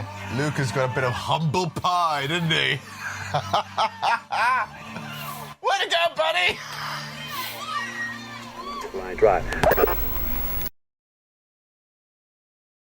Obviously, by this point, even though Lucas is winning and Jimmy's struggling a bit, Jimmy eventually wins. Right? Jimmy wins, top prize, big palooza, well done. Right? And Lucas is looking sour and stuff like that. Because you know what, he kind of deserves it. He's trying to cheat, the dick. And then they all go off together. They all go back home together, like in trucks and stuff like that. Go back in the trucks. Yeah.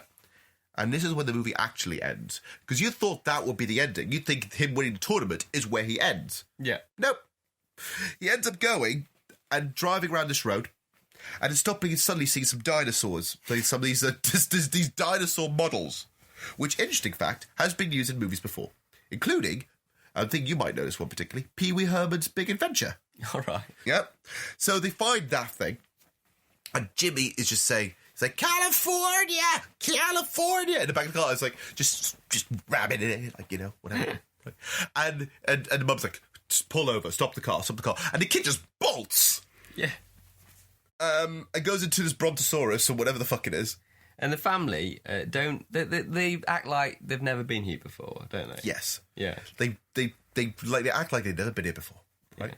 And this is the caveat. This is the big kicker. This is why I was saying how we feel like we're more on it than the family are, even though they lived it. The kid sits in the brontosaurus, right? And Fred Savage finds him, and he opens up the lunchbox again and does that and looks at it, and he sees a picture of the whole family united as one with the sister. When the sister's alive, yeah, with a photo taken at the feet of this exact dinosaur. Okay? Yeah. And so he just wanted to leave a memory of his dead sister because he knew that this was the last place that he remembers being truly happy with his sister before she died. Remember, a few minutes ago, this was about Super Mario Brothers. Oh, it's just why? Why did they make this movie this dark? It's so why, yeah. And then, but this is the thing, they reveal it. But obviously, this involves the family because it's a picture of it. So are the family this clueless? Or the family have, like, a whole fucking amnesia to not put two and two together? I mean, it can't have been that long ago because the kid's not that old. Like, it's 2 years ago, but it couldn't have been that gone. Yeah. You know? So you're sitting there thinking, two and two together, right? Kid's constantly saying California, right? He's carried his lunchbox, which clearly is one of his favourite lunchbox, right? The mum and the dad must clearly have had a moment thinking, why is he saying California? Wait, when was the last time we went to California? Oh, yes, it was the holiday we went to as a family together, before the sister's death. Yeah, they're just really stupid, aren't they? Like, if they can't work that out, and it's quite frustrating watching. And that's the thing this is how it ends the movie, with this big revelation. It's a proper, like, down note, isn't it? Sort of like a proper sort of upsetting note to end on. And really. but it might be a down note. But because the Nintendo tournament, bringing all of them together, and then him having a freak out on the way back home, everyone is now finally together. Stepdad gets along with the dad. You know, all the brothers back together. They now got a new sister, pretty much, because it looks like she's moving in. Yeah, it's just like adopting her. Yeah. So, Nintendo, bringing broken families together, even if they have amnesia. It's ridiculous. It is such a horribly weird way to end a movie. And then the ending is just them just driving into the sunset. And I think one of the lines is like, right, and saying like, when we get home, we'll play some video games. Drives away. It's almost like it should have, at the end, Nintendo seals of approval just flashed on the screen. Yes! That would have actually made it perfect. That would have said like, yes, totally this was approved by Nintendo. Oh my god. And that's how the movie ends.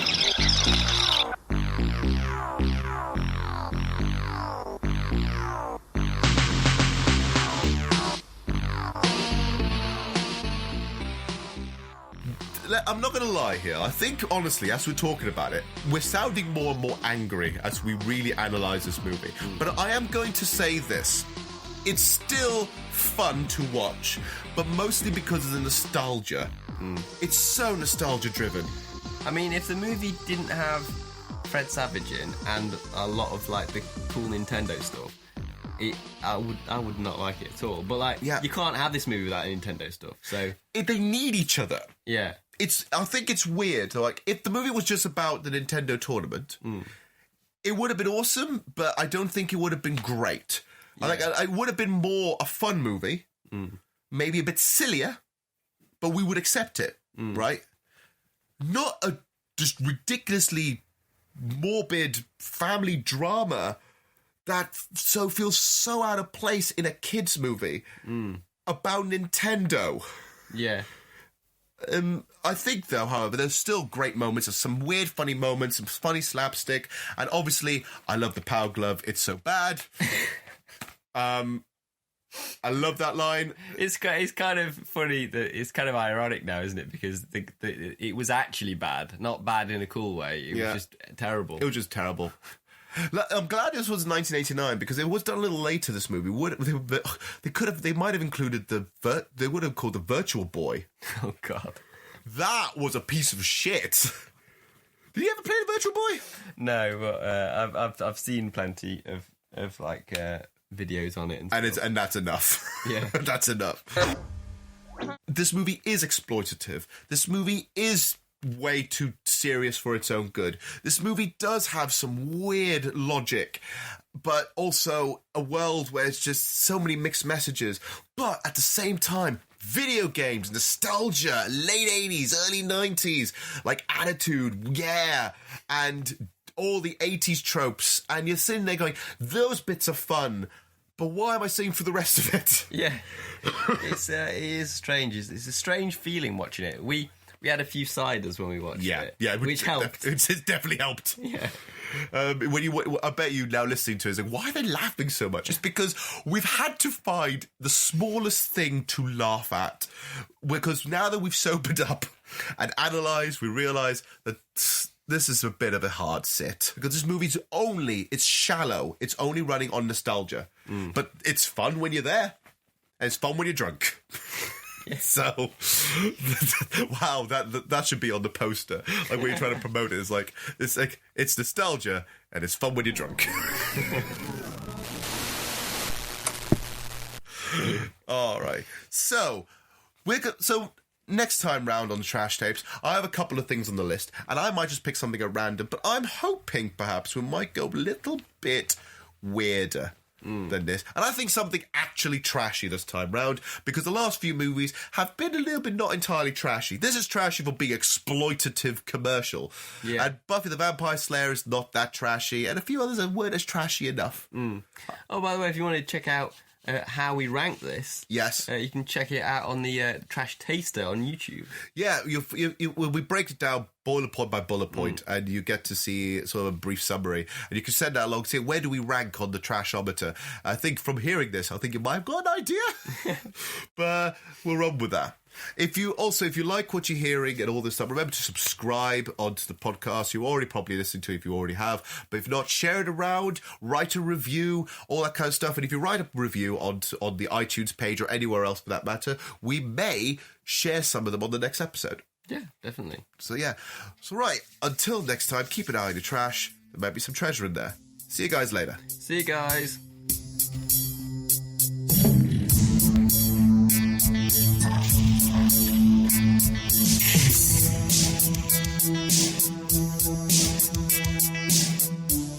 Trash Tapes is a podcast created by Enigmatic Productions. It is hosted and created by Johann Chipol and co-starring Edward Harvey. If you like what you hear, subscribe to the podcast. We are on Spotify, iTunes, Acast, and Buzzsprout. You can also find more information about us on our social media sites. We have an Instagram, which is under Enigmatic Productions. We have a Facebook page called under Studio Enigmatic, and we have a Twitter under Enigmatic_UK. For more information on the other kind of products and projects that we're up to, check out our website at www.enigmaticproductions.co.uk.